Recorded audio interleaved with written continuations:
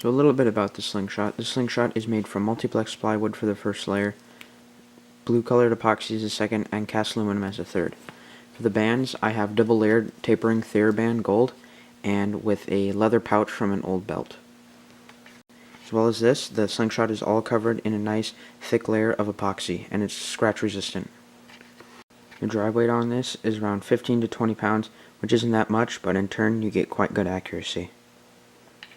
The ammunition that I'm using is some white glass marbles and also some brass pellets. If you want to see how I made this, I've made a tutorial on it, and the link to that will be in the description. I failed to mention it in my tutorial video, but the design of this slingshot is a Teo hammer grip design. Teo, or the Art of Weapons, designed this, and it's a really good fitting slingshot for smaller hands. And if you want a slingshot that's better for bigger hands, then I would suggest the Rambone slingshot designed by Jorg Sprav. So I made this slingshot with the intent of sending it to ZNA Productions on YouTube. He does these videos where he opens up fan mail people send him, and I've actually already made it on one of the episodes, but unfortunately he didn't read my letter in the package that I sent him because of the way he opened the package. He accidentally disregarded the letter. So anyway, I'm going to be sending him another gift, and hopefully he'll be able to see the letter this time.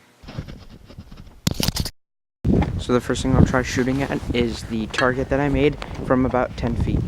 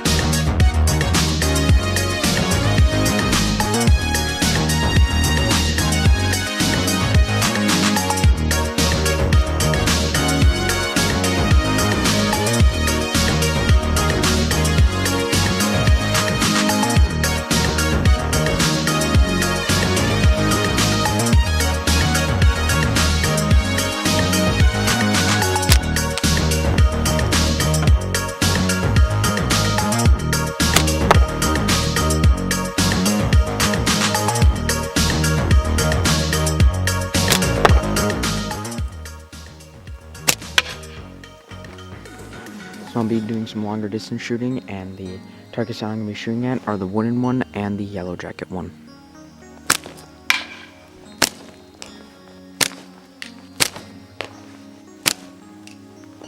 So just as an experiment, I want to see if the slingshot can shoot a 32-inch arrow. Alright, let's see if we can actually hit the target with the arrow this time.